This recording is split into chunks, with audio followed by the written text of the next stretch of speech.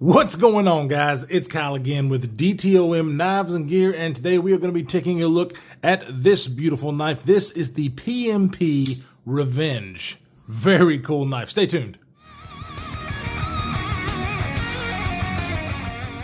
All right, welcome back, everybody. Okay, first things first. This knife was provided to the channel by a wonderful friend of mine. He goes by the name Stud Fishing on Instagram and on YouTube. You'll see him all the time in live videos and whatnot from YouTubers. Stud Fishing is an excellent dude. Ryan's just an amazing man because he sent me a ton of just very high-end, very cool, some very hard to get knives to review, and this is one of them, and I could not be happier and be more thankful to him for letting me do this.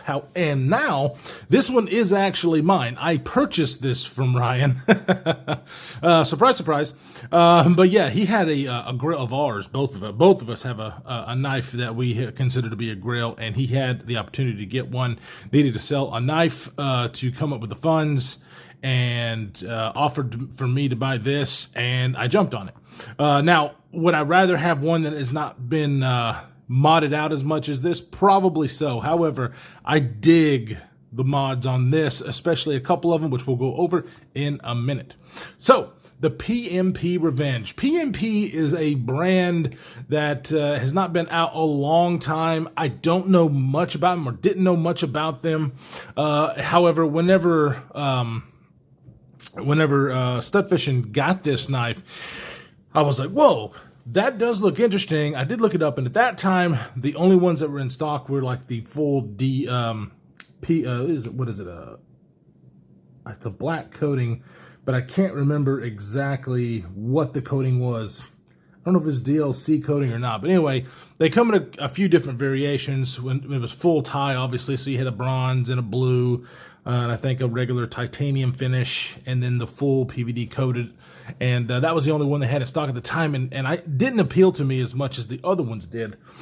But these things are actually limited. PMP is it was started by Patrick Holliston, I believe is how you pronounce his name. So it's a Swiss gentleman from Switzerland, and he had these things made by Max Ace, and I don't know much about that company either, but from what I can tell, they do an excellent job. So I might have to look at them a little bit more.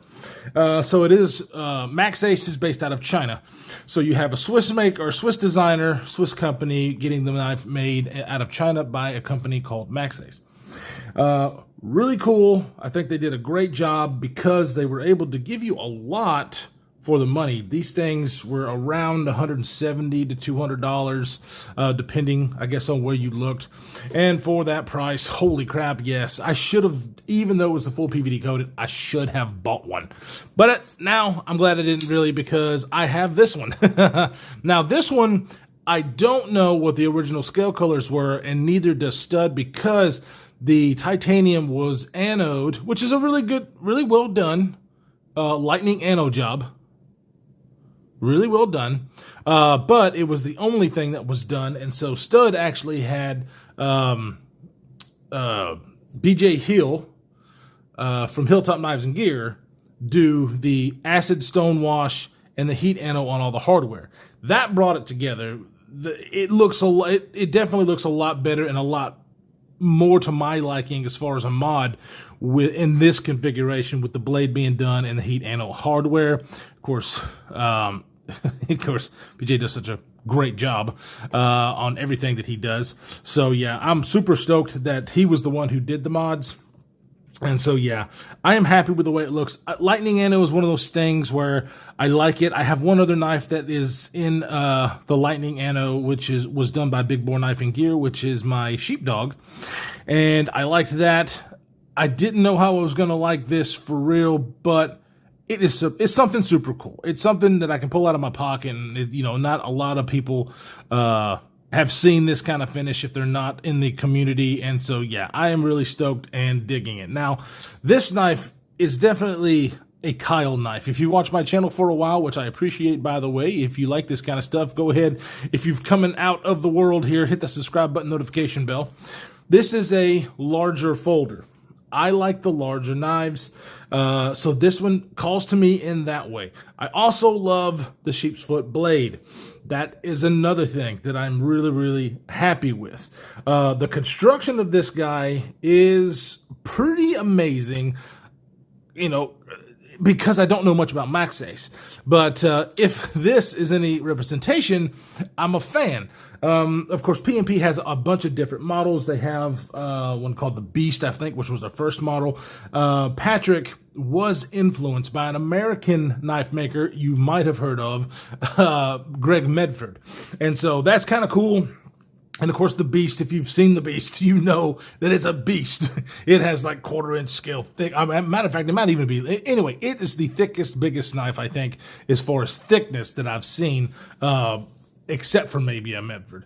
But anyway, that's what he started off with. He was kind of late to the game there as far as, you know, those knives were super popular, 2017, 16, 17, 18, you know, whatever, and then they kind of fell off. I love them, but they're just kind of way overbuilt. I like overbuilt knives, but this thing was huge. So it was actually kind of surprising that this model came out, which is big, but a very, very nice EDC, a full-size EDC knife. And the reason I say that is because of this wonderful blade shape. You've got a handle thickness here that is only, what I say it was, it's under a 1/2 inch. I think it's like 0.48, 480 thousandths. So you've got a slim handle here. It is still a little thick here, which of course I like because of my hands. The blade thickness is only about 140 thousandths, and it does have a high saber grind. Oh, let's go ahead and get this dimension out of the way. Now this one, of course, has been sharpened, but it is seriously only about 12 thousandths there, 15 thousandths there. If I can get this to go right. Yeah, so around 15 thousandths behind the edge, ladies and gentlemen. So that was a good call because, like I said, on these other knives, very thick blade stocks. This one is a super sweet blade because of the grinds, the thinness of the blade, and the thinness behind the edge. So it works amazingly as a tool. One thing I absolutely love is the dual method of opening. Look at this flipper tab, guys. It does have jimping on the top, very minimal flipper tab. Now, I like that for a couple of different reasons. First, it's minimal because when it's in your pocket, nothing really poking you or anything like that. It doesn't take away from the design language of the flow of the knife, but I like having both ways to open a knife. You notice it does have a hole for deployment, which of course you know I love. But I have to admit, this little bitty flipper tab, other than being maybe just a little bit pokey, I mean, they did some rounding off and some chamfers around there, but just the shape of it being a little bit pokey, it is a wonderful flipper. I really am surprised on how well this flipper works for getting this big old blade out of here.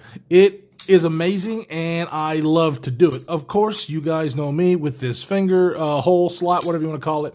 The way I prefer to open this is with the middle finger flick. It works amazingly because of that. The detent on both of those opening deployment methods are just perfect. I could not get enough of opening and closing this knife. Now, I did notice, and I don't know if they shipped with, thread lock or anything, but I do need to put some blue Loctite on the pivot because the pivot did come loose on me while I was flipping this knife. Of course, I flip my knives quite a bit, a lot more than your regular average Joe. So it might not be a problem, but it did come loose on me as I was flipping the hell out of this thing because it really is that fun. Oh, so a very fidgety knife. Another great thing about what I like about this knife. Now, like I said, we said it was big. Let's go over some specs. 8.875 inches overall with a 3.75 inch blade. I can't remember what the cutting edge is. What did I have? I don't even know if I wrote it down. But it's about the same because you can see where it ends here. And then it's pretty doggone close. So we'll say a little bit under 3.75 inches for the cutting edge as well. Like I said, 140 thousandths thick on the blade stock. You've got a closed length of 5 1/8 blade or a handle width of 1 inch. So the fact that this is, it's thin here, at least thinner than a lot of other blades. But the fact that it's got meat to hold on to makes this thing ergonomically, it almost is perfect ergonomically. And the reason I say that is because I usually don't like this kind of ergonomics on a knife, okay? Because it really does kind of force your fingers in a position. So I don't usually like that. However, with the size of this, even though I have the big meat hooks, as you can see, it really is about perfect for me to grip this knife. I feel amazingly locked in. There is no jimping on the blade, and I do not need it. There's no jimping anywhere on this knife now that I think of it. So a lot of people are gonna love that, and I do. I mean, I don't really mind jimping, but the ergonomics on this thing are absolutely amazing. Now, of course, one thing that I would like to have is this kind of, because it's such a long blade, I think I would really benefit from a forward finger choil. But that's my personal preference. I just love a forward finger choil, so I could get up here with the knife. Oh, that would just be amazing. But the ergonomics are good enough to where when I carry this, I don't care. I feel so locked in. This thing is a bank vault, the way that it locks up. Let's see if we can get a picture. The lockup is about 40% or so. It does have a steel lock bar insert, and it has the oval travel stop to prevent you from over traveling the lock bar. So the lock bar is pretty easy to get in and out of the way. It is kind of, it's not sharp here, but it's kind of thin. Usually when, and you know, I said this, I think, in the Spyderco Paysan, where it's not hard to get out of the way, but getting my finger in there and getting it moved, it's just a kind of a, it's not sharp. What's the word I'm looking for? It's just a little bit thin right there with that cutout to where, I would almost rather it not be, you know, maybe full size, not the cutout, but with jimping. I don't know. I'm just weird like that, I guess. But it is really not a problem to get this knife out of the way and to close. As you can see, this thing is running on bearings and is super duper smooth. Matter of fact, it's running on the multi-roll bearings, which I love. Now, this thing falls shut and is just a super smooth. Like I said, it's not like guillotine fall shut. It is that controlled fall shut that I really do like. You know, you just kind of let gravity take its course and it eventually gets that knife down. Super fun. It really, really is to play with. So let's go ahead and do some size comparisons. Let's go ahead and put it against the one of the staples, the PM2. And here it is against the Para 3. So as you can see, it is a larger knife than the PM2. So if you think the PM2 is a large knife, this one is definitely going to be bigger. I get it. Not everybody's into the big knives, but if you are, I love this size because it's not overboard, but it is also not dainty in the least. Let's go ahead and put it against some of the harder used knives that I have in the collection for size comparison. Here it is against the Hinder XM18.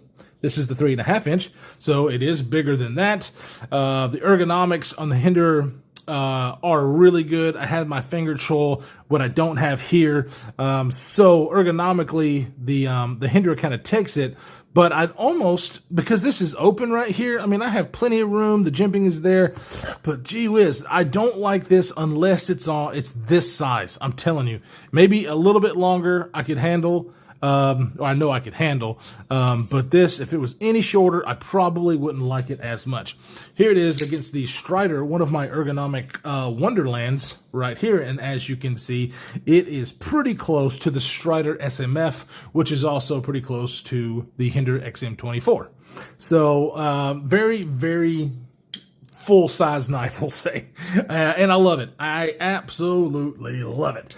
Now, let's talk about what I maybe don't like about this knife, and there really isn't much. The backspacer on this I didn't mention. I like the way they did that. Sorry, let me get one side of the way, because the pocket clip, you know, it doesn't sit deep carry. It's a titanium pocket clip that works really good. Doesn't sit deep carry, but I like the way that they did the backspacer and integrated the lanyard hole there. So, and as you can see, if I could get it, like the hole goes into the scales. It's not just a backspacer with the hole. The hole actually cuts into the scales. See if you can kind of see that, which I really dig that design. And then also, as you can see here, that they've got the backspacer cut with that cutout to make room for the blade. so you can get the blade in there as much as you can to keep this as thin as possible. So the design, they were thinking about this knife when they were designing it, and they did an excellent job. Now, the one thing I don't like, this is a nitpick, but I can feel it, is it's got a little bit of detent rock. I mean, not much, just a tad. You know, you can feel it you can feel it and hear it go back and forth just a little bit. And so whenever you're getting this knife and you're taking it out, I can just barely feel the slightest little bit of jingle. It doesn't make any noises or anything like that. And maybe even tighten up the pivot even more would probably help that, because the detent ball on this thing, I think, would still be able to, and the action would still be able to take it to be tightened up more than what I have it, and still be very smooth. But I kind of like it here, so that doesn't bother me. It's just something to notice, and that is really, really it. This thing's so much fun to play with. So it has everything going for it. It has the size. It has the materials. Did I say what this blade was? I don't think I did, because I'm stupid. This is Bowler M390, one of my favorite steels. 20CV Bowler M390, very similar composition of steels. So you've got premium blade steel, and of course premium materials all around with the ceramic bearings and the titanium. It's just very well made. And for the price that these went for, I mean, for $170 to $200, I would have paid that all day, every day. I would have paid it for like the bronze or the blue color. The PVD just did not do it for me. So I'm really happy to have this in the possession. Now, this one is 110 out of 350. They make PMP, one thing I don't like as well is they make them in limited runs. I'm pretty sure that each iteration of the knife had 350 in it, but I'm not 100% sure. What I do know is they made 350 of them, at least of one iteration. They might have made 350 with all iterations. But this is 110. You can kind of see... Yeah, you can kind of see it. It says, PMP Revenge, M390, 110 of 350. Of course, with the amazing stonewash that Mr. Hill did on this blade. So that's good and bad. Apparently, all their knives are always limited, and they'll do a run of 200 to 400, and that's it. I'm not a huge fan, especially if it's something that I really like, because it makes it harder to get your hands on and stuff, which is cool if you got it, horrible if you don't. And so, I have mixed feelings about that. However, I do have good news. On their website, they do have a second variation of this knife coming soon. So there'll probably be some stuff tweaked and just a little bit different design, obviously, because it'll be version 2 that we might all enjoy. And maybe I'll pick one of those up to see how they are. It doesn't say when they're coming out, but it does say coming soon. So that's kind of exciting. I just don't like limited run of knives for the most part. It's just one of those things. But anyways, all in all, an excellent, excellent knife. I could highly recommend this, but you just can't buy them. You can't go to the store and buy them right now because they are sold out, limited quantities. You still can find them every now and again on the secondary market, but definitely look out for the version 2 of this that is coming soon. If you like this design, I'm telling you, I believe that this knife would be a huge seller if they did not make it a limited edition. I think they could continue to sell this knife. That's my personal opinion on how much I like it. So anyways, guys, I really appreciate you stopping by. You guys have been amazing. The support on the channel, I just can't thank you guys enough. You are awesome. I love you all. If you're new here and you like this kind of stuff, consider hitting the subscription button and notification bell. I actually do giveaways quite often too, so if you do that, you'll be notified. But we have a lot of fun here. I'm looking forward to this next year. I have my top knives of 2020 coming up, so definitely stay tuned for all of that stuff. I love you all. Stay safe in this crazy, crazy world that we are living in, and we will see you in the next one.